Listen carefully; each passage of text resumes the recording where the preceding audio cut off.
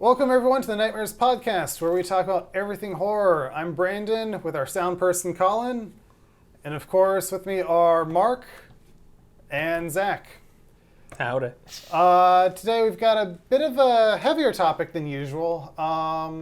So we're going to be talking a bit about the Jeepers Creepers controversy and just sort of our own personal philosophies behind separating art from artist, and we'll kind of go from there. And kind of the reason why I'm bringing this up is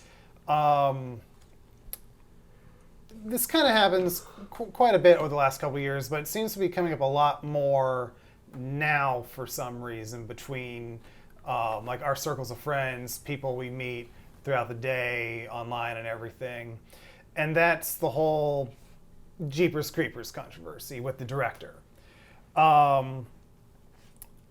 This is a bit of a heavy subject, so I'll just kind of go through it really quickly. You can find the information online, but what happened was the director of Jeepers Creepers, Victor Salva, back when he was making his 1988 movie Clown House, molested one of the child actors on that set. He was also found to be in possession of child pornography. And he was actually convicted and sentenced to 3 years in prison, of which he served only 15 months of it, so not even half of the sentence, before he was released on parole.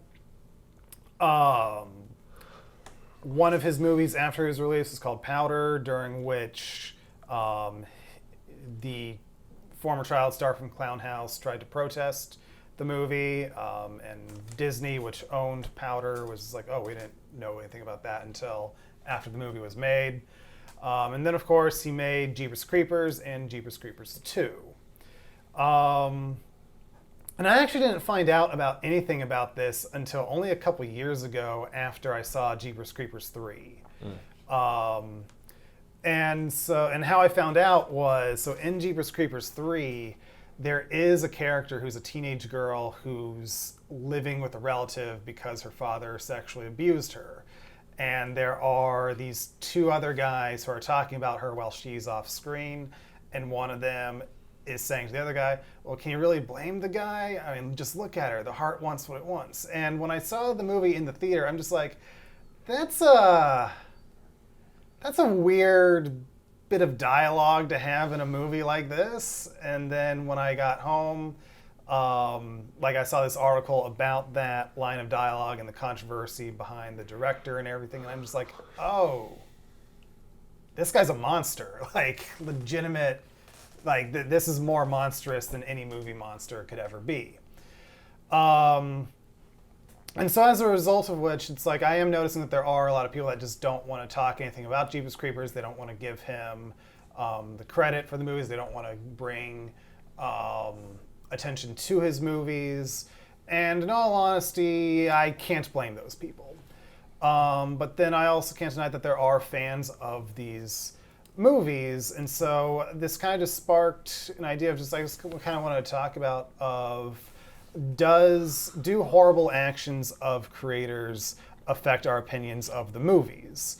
And then on top of that, if let's say we still like the movie, do we still want to support movies made by these people regardless of quality of movie? I'm just kind of curious where we stand, like not necessarily stand, because my personal philosophy is also everybody has their own line and anybody is free to move where their line is at any point in their life as they see fit.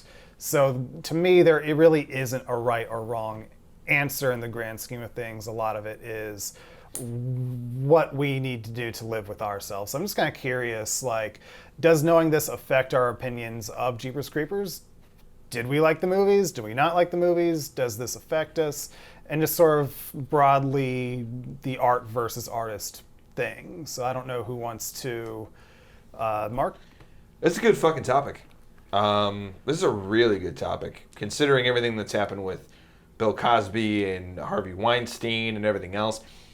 I think that when it comes to, I think personally with me is I'm not going to stop watching the Cosby Show or not recognize that that was a part of my childhood. I don't sit here and pretend that the past didn't happen for me. When it comes to the art. I mean, Jeepers Creepers was with me when I was a kid. Like I was one of the first horror movies I ever watched. So I'm not going to sit here and pretend that the past didn't happen and I didn't enjoy those films, and I still enjoy those films. I think when it comes to this discussion, and I've always felt this way, Dennis Rodman is a phenomenal defense basketball player, an amazing, tremendously gifted basketball player. Fucked in the head. Like, bizarre dude. Michael Jackson, phenomenal entertainer, just fantastic entertainer. Like, but very, very troubled and fucked up individual. There's a lot of artists that, that were great. Sinatra, he was a phenomenal artist and did a lot of great things, but he was also a lot of times a fucking prick. Like, and he threw Jack Daniels bottles at reporters and shit like that. Like, and I don't not acknowledge those facts happen. I'm very honest about that. And that's the thing, I think people think too black and white nowadays. It's too, like, I need to, like, it's all bad or it's all good. It doesn't work that way. It's very complicated. It's nuanced. I think the thing that I need to talk about, though, more is the present. Personally, I have no problem with, I'm not going to stop watching Good Will Hunting because Harvey Weinstein had something to do with it. And in other movies that I enjoyed that he had to do with it. I'm more concerned about the present. So, like, once you find out this information and this information is public, the problem, the line that I draw is when you continue to give support to these people and continue to allow them to make entertainment and hold their positions of power while you know that this fucked up shit's happening. That's where I draw the line. Like, I'm not going to discount, like, yeah, the awful shit that they did. But that being said, I'm not going to discount the entertainment and everything else. I'm still going to watch Chinatown, even though Roman Polanski's a fucking monster. Brandon, you and I joke about Shining. Kubrick was. Kubrick was a fucking psycho. He was a psycho. Like, he was nuts. Like, but them, and Vinny and I were talking about this last time. Unfortunately, in the artistic community, it attracts crazy fucking people. Yeah, and we've definitely worked with a few egotistical maniacs and crazy people. And the problem is too is that I'm a perfect, I've seen this, I've witnessed it, is that this industry will fan the flames of a person's ego and give them validation to this fucking bizarre and disgusting behavior. And we've always cracked this joke, but it really reminded me of, when you were talking about like him adding in this scene and everything else. And you guys have joked about this too, when you have a director and a writer that has a self-fulfilling prophecy or self-fulfilling fantasy inside of their writing, when they make themselves the lead star and also the writer, and they write in where they have sex with a beautiful woman. Like, it has no artistic purpose. It's just, I want to live out this fantasy, so I'm going to fucking write it. And that is personally where I draw the line. When you start just inventing shit to satisfy whatever sick fucking desire that you have, and using the manipulation of art to do that. So many things that I love have now been deemed evil because of the misfortunes and bullshit actions of other people. And one of them is art. One of them is capitalism. A lot of fucked up shit happens there, and people are angry with it because of the actions of horrible individuals, and it perpetuates a system of unchecked powers and unchecked balances. It's a Wild West industry. That's why I'm so big into breaking all of it down financially and saying this is no different than running a retail shop and then running a plumbing business, running a service business. It's the same fucking thing. It's different, with the product, but how you run the business should be no different. And that's why, Brandon's dad is helping us out with a lot of the business stuff, and what he's saying is making sense. And he was never involved in the film industry. So how the fuck could he possibly help us plan this out? Oh, wait a minute. It really isn't that different. It's just people in power try to make it different and make it sound confusing, so the general public will just accept whatever ludicrous fucking behavior they're doing behind the scenes, which is despicable. It's despicable, and that's why the culture of Hollywood is decaying. Babylon is breaking down. The fall of the Roman Empire right now because it's not holding up to its own weight. So I have no problem, and I'll leave it with this. I have no problem with the works of previous things. Jeepers Creepers is a fantastic movie. I've loved it forever. Jeepers Creepers 2 was one. I think I saw Jeepers Creepers 2 before I saw 1, and I fucking loved it. And and it's a little creepy that the first kill in Jeepers Creepers 2 is a little kid. Now that I'm thinking about it, but that being said, I'm not going to discount these movies because of the actions of this asshole. However, as long as he is stopped from here on out, I'm cool with that. It's only when we keep going that it is my understanding that because there is a reboot that has been announced, and from what I can tell, he has no involvement with it. So hopefully, people did finally wise up to this this monster. Yeah, because like there is no shortage of terrible people in the film industry. This one, of course, seems all the worse because a child was involved too. So it's also even more equally fucked up that his mentor is Francis Ford Coppola. And he was a huge benefactor of him. Yeah, I know he was one of the He was like the EP of the first 2 Jeepers Creepers, not Correct. the third one, but Correct. the first 2. Yeah, and he's actually the one who pushed for. Because the director pushed for Justin Long and the other girl to be in it. The studio didn't want them, but Victor did, which I thought was great. It's a great casting. And they were going to say no to Victor, and then Francis stepped in and said, no, you do what the kid tells you to do. But, when you have legitimate people of power that are giving power over to these monsters, I personally think if you know that, then everything else, when you refer somebody, that should be a testament of you as a person. Yeah. And you've now put your reputation on the stake. And we were kind of talking about this a little bit before we started our recordings for today when Vinny was around here. And Vinny even asked how, because he was convicted, this isn't alleged, this isn't somebody said something and that was it. This is proven, convicted, in prison. How is this guy still allowed to continue making movies after this? Like one of them for Disney, Powder was the one, I believe. And I think a lot of it too is back then, I don't think the kind of word of mouth that exists now existed back then, because now we have the internet and literally everything is as permanent as things have always been. They're even more permanent now with the internet. And the internet does give people who are formerly voiceless a voice now. And so I think that does have a hand in exposing this person. Well, think about back in the day in the 50s with the studio systems. I mean, they all did phenomenal things, back then, the Jack Warners of the world. But the Jack Warner also covered up a lot of the really bad shit that went on behind the scenes. I mean, he also was the one who covered up about Rock Hudson being gay. And then also Tony Perkins being gay. Because it was bad for business. It was, and unfortunately, in reality, it was. That was a reality of the 50s. And nowadays it's the opposite. But it's amazing that, and then I think in this guy's case, in Victor Sallo's case, is because it's not who you know. So I'm sorry, it's not what you know, but it's who you know. And because he was friends with Francis Ford Coppola, I'm sure that had something to do with the fact that he was able to do that. It's all a big club, and no matter what they do, unless it gets out of control and it gets to the public wind, they'll protect them as much as they can. And it's very skeevy, it's very unchecked. It's kind of a fucked up little world that they're in. And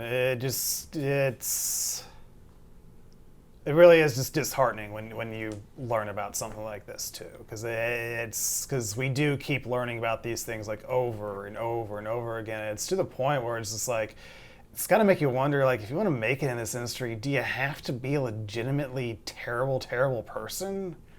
And I think I don't want that to be the world we live in. No, and that's the unfortunate thing. And like I said before, it's literally an environment that's created to indulge fucked up people. I think one of the political commentators, Ben Shapiro, was talking about like his uncle being schizophrenic, like, and everything else. He's like, yeah, we sent him to a mental institution and everything else. We didn't indulge him and tell him that the voices that he heard out of the radio were real. But if you're around an environment that that approves of whatever fucked up shit you're into, or whatever mental disorder of depression and bipolar disorder and everything else. As long as you're talented, or in this case, some people just even good looking. They especially in the 50s, like that, when it was a studio system, if you were good looking, it didn't really matter if you had any talent or anything like that. As long as you slept with the right person and and kept your mouth shut and you were pretty looking, it didn't really matter.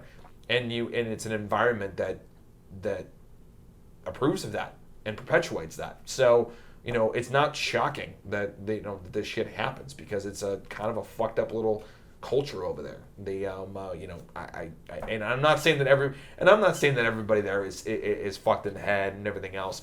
I think it has more to do with the leadership than the overall people as a whole. I'm sure there's some wonderful people that are there, some great, hardworking, great people, but it is an environment where a lot of this is perpetuated. But I am very curious to hear what Zach has to say on this. So, I mean, shit.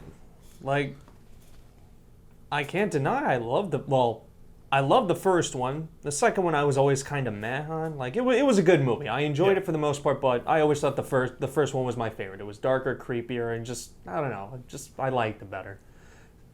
Third one, I watched it a little while after it came out with Wes, and that was a mistake because the movie was terrible, but... I warned you. Yeah, no, you did. You did. But we didn't... You said Mario Kart Turtles, and I was just like, I gotta see this dumb shit.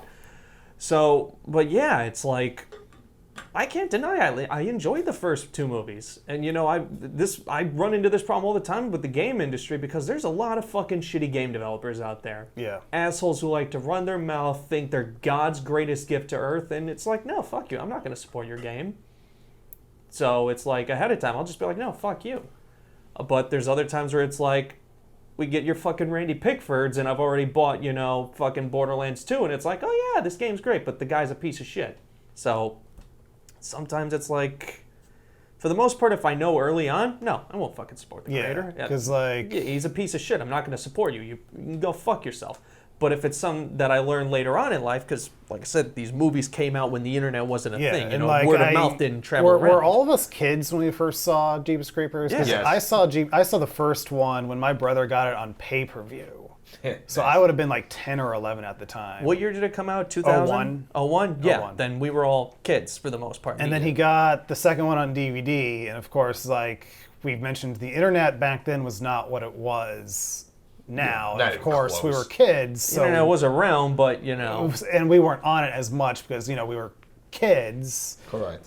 So it's like we've seen these movies like God knows how many times before we even learned about this. Like I was talking to Justin the other day because I was telling him we were doing this topic, and he was like, "Yeah, I didn't find that about that until a couple of years, like after I bought the Blu-rays." And it's just amazing just how long this has slipped through the cracks, especially for considering this happened in Yeah. what, the 80s, you said? Mid-80s. Or 80s, and I believe he Yeah. was released in 91, 92. Yeah, like it's mind-blowing to figure out that shit happened. And Yeah. we were all kids. We had no fucking idea, but it's like we grew up loving this character and that not even creature, and just Jeepers Creepers. We all fucking love it. I've never met a person who didn't enjoy those fucking movies, the first two specifically. So yeah, it's we weird. can kind of ignore the third one. In a way No, right no, now. no one. No one likes the third one. No one. But I mean, And I guess it also too, still depends on the act and everything else. Because that's the funny thing is that it depends on the act, depends on what happened with that. But it's weird. It's weird now that I'm really thinking about it, because I think it goes back to just the present. Like if it's still being perpetuated today, then that's when I have a problem. But other than the past, because I'm not going to turn off a Michael Jackson song. If I enjoy it on the radio, I'm not going to go, oh, I don't want to listen to that. I'm not going to stop watching Jeepers Creepers. I'm not going to stop watching Kubrick movies. But those were all things in the past. I'm not going to stop. If I enjoy a Woody Allen movie, I'm not going to stop watching Woody Allen.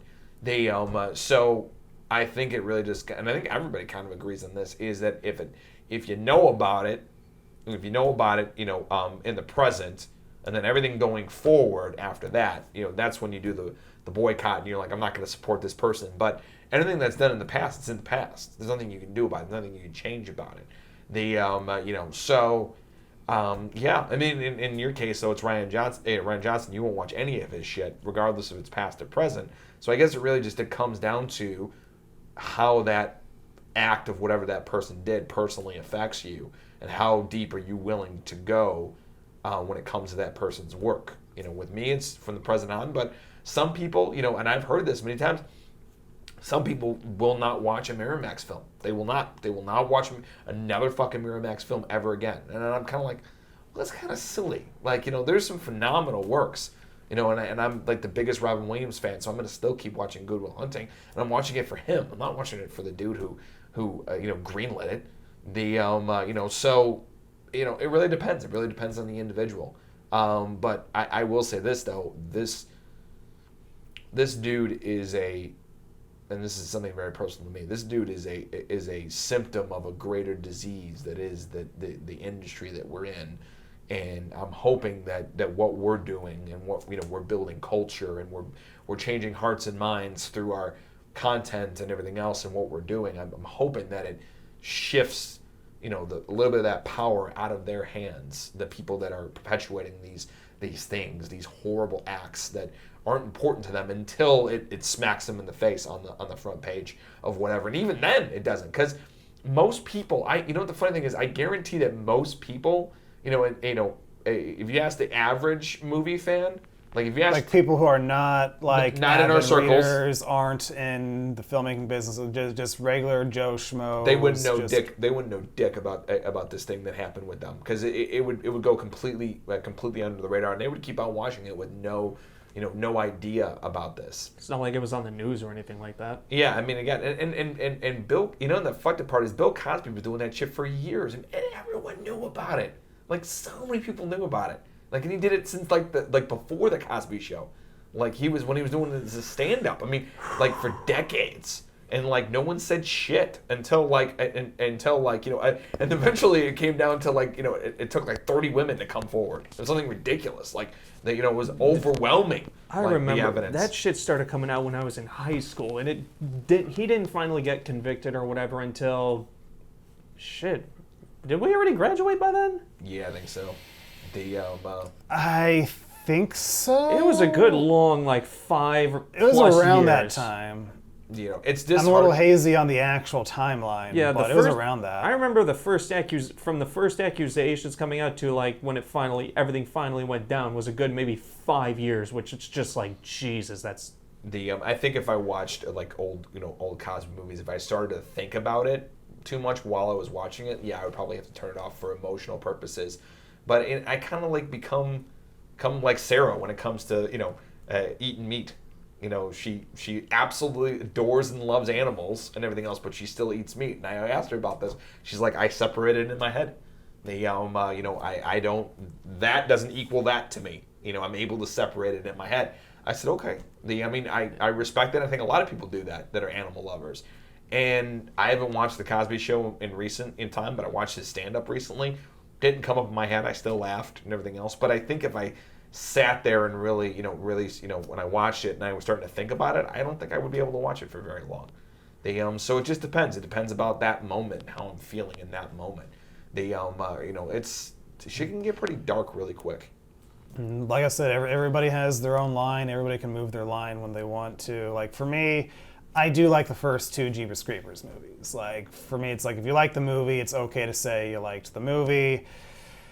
Knowing all this, I'm not in a rush to watch them again anytime soon. That is for darn sure. I saw them recently, so it's one of those movies though I don't need to it's not fucking Predator or Gladiator or Terminator. It's not like they're movies that I was watching once a week. Exactly. They're movies. You enjoyed the Jeepers Creepers movies, but you didn't go let's just you watch them occasionally. You watch them maybe once every couple of years or so. I would not, yeah, but they're not to the point where it's if they were to disappear off the face of the earth, I wouldn't miss them. If you gave me the choice of have this guy locked up for good, back when it happened, and we don't get Jeepers Creepers, I would say lock him up, throw away the key. Yeah. what he did I think it is- would be harder for all of us if James Cameron, that shit happened to James Cameron, and then we all went, well, fuck, because those are movies that we watch on the regular. Or Ridley Scott, these are movies that are watching regular. Or if you find out like Wes Craven, even after he passed away. I mean, I think that this movie kind of is one of those things that it's, I wouldn't die if I didn't see it. Well, that's the thing. You never would have saw it. Well, fuck you, dude. But I did want to hear what Colin thought. So I was looking up this very recently. Everybody probably knows with the Army of the Dead with Tig Notaro replaced. Let me pull up his name again. I actually didn't hear about this, so if you could please, Yeah, because you guys so- were talking about like an Yeah. actor got replaced, right? Did they pull? yeah. They pull a Kevin Spacey, Christopher Plummer shit. Kind of. kind of like So with the helicopter pilot in the movie was originally played by Chris D'Elia, he was accused of sexual misconduct last year, and from my understanding, they filmed everything, Yep. but all his scenes were cut prior to release. And Tig Notaro was basically they shot her a movie. Shot her in the movie separately, like on a green screen. On a green and actually, screen, sometimes yeah. would digitally insert her into the film.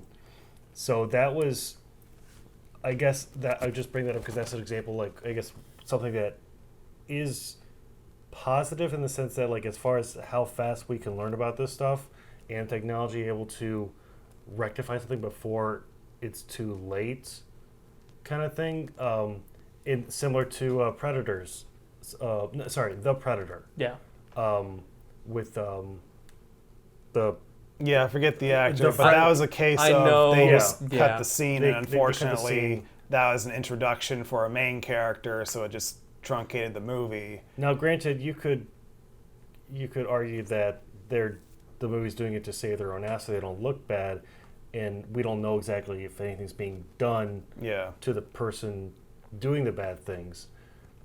That's a different topic, but I guess to the overall what we're talking about, like, do you still watch something from somebody in the past? I mean, nobody's. This kind of way I'm starting is weird, but nobody's perfect, And if you could argue that if you can't really live like a completely perfect life. It's like I don't support sweatshops, but I'm probably wearing clothes that were at some point Yeah. in a sweatshop somewhere. Colin, do you watch The Good Place? I haven't yet. No. Okay, well, it's a really good show, but in season 3, Spoiler alert.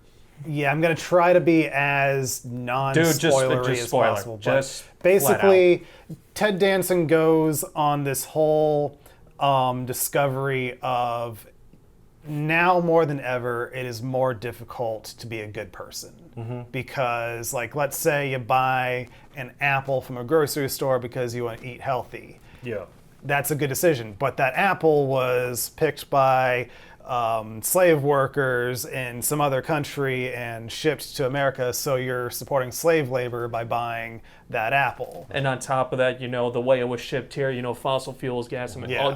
all this stuff is adding up to the point. Big spoiler here. Nobody goes to heaven anymore because it's impossible to be 100% good. Everyone goes to the bad place because even if you try to be good, like this guy, he was like the best person he could possibly be, living off the land and stuff like that, completely off the grid. Even he was still going down there because every little thing contributes to like just something that's bad. So it's impossible, literally, as human. Yeah. You know what though, and that's something that I learned a long time ago.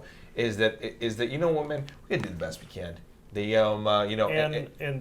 So to bring it back more into, based on what you were all saying, bring it back into the practicality of it is like, what I think, Mark, you made a lot of good points. Or like when you learn about something, like Weinstein or whoever. Well, quick side note. First of all, these are only the people we know of. Yeah, well, I mean, That's a These good are the point. people that are getting in. because technology, especially when everybody has the cameras on their phones and everything, so the things like with police brutality and everything, it's not like it just started happening. It's been happening forever. It's just now that we're able to capture it ourselves. That's a different topic, sorry.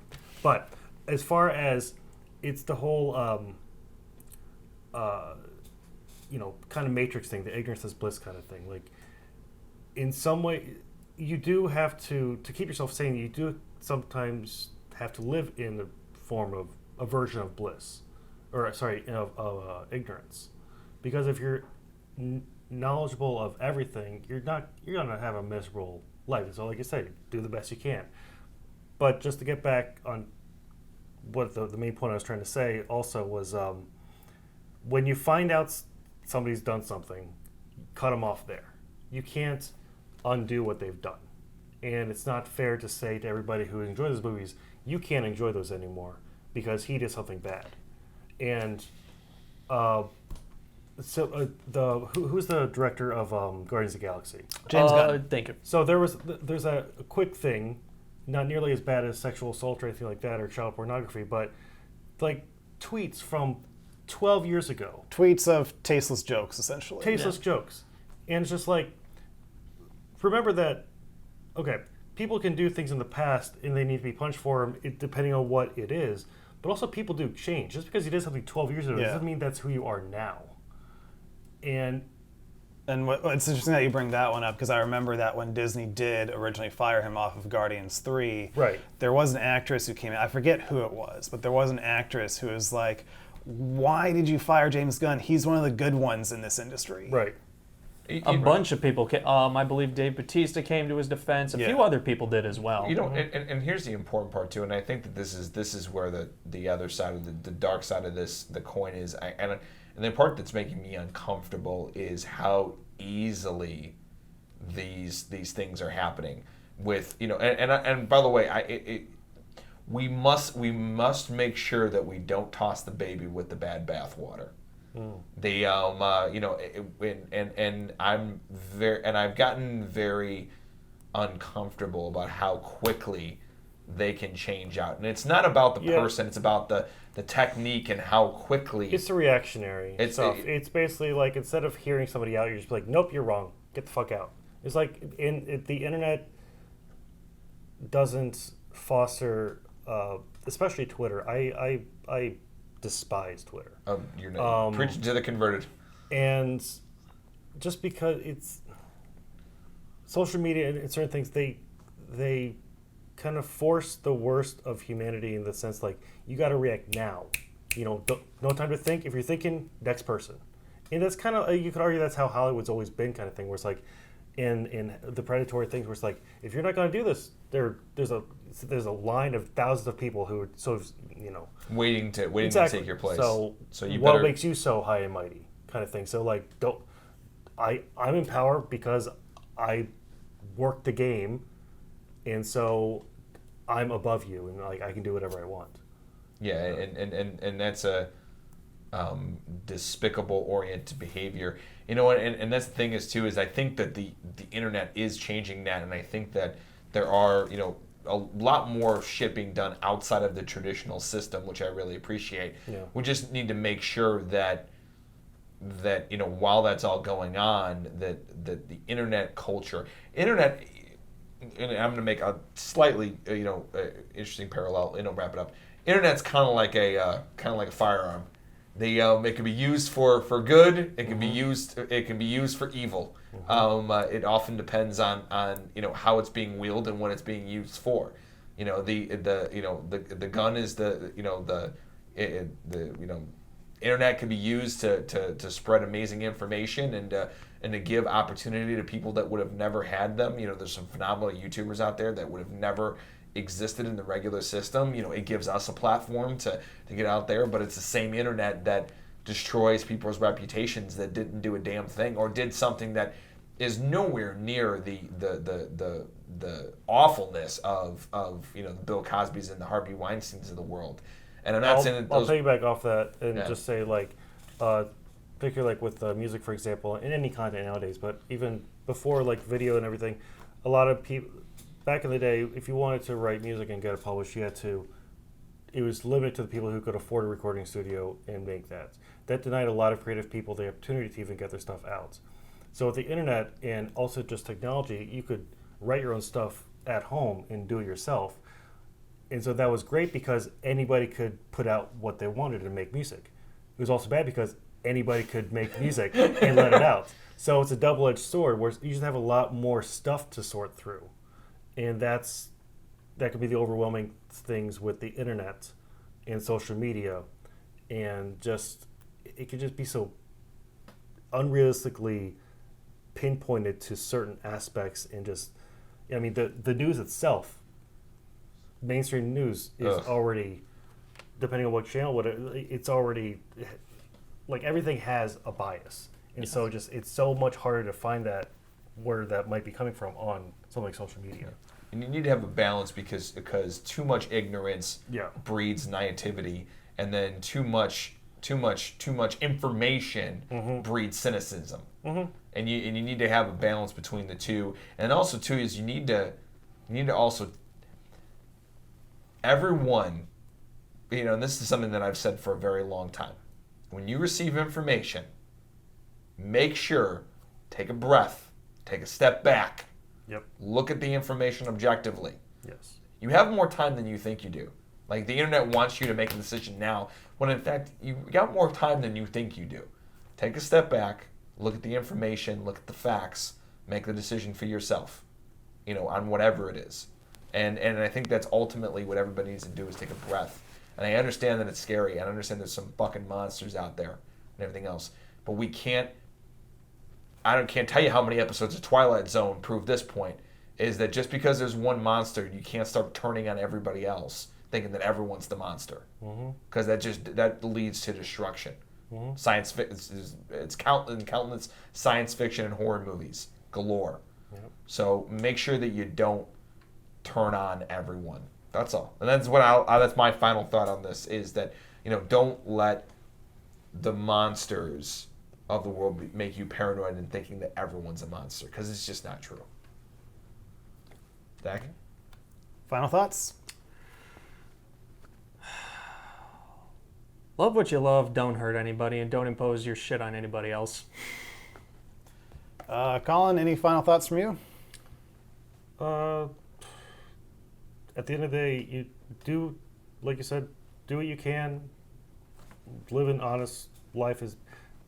At the end of the day, just try to enjoy the time you have, and like you said, hurt as few people as possible in the process.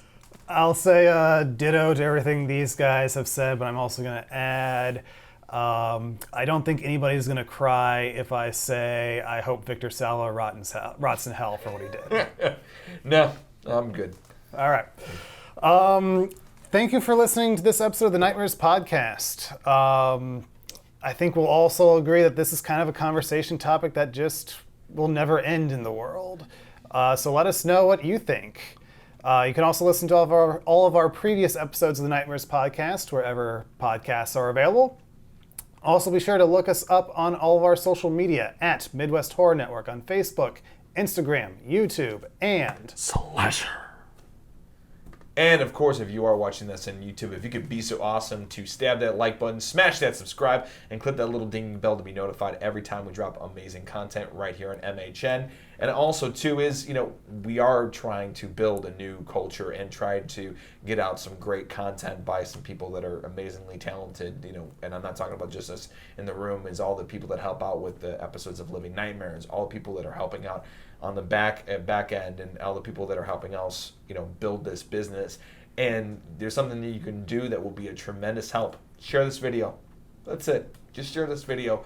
And that will be a tremendous help. If you've already subscribed, go ahead and share it. We want to get the word out about this, and we want to continue to have these more thoughtful conversations about our industry and about horror in general, and about what's going on, because this was a really good topic. So thank you so much, and we will see you next time on the Nightmares Podcast.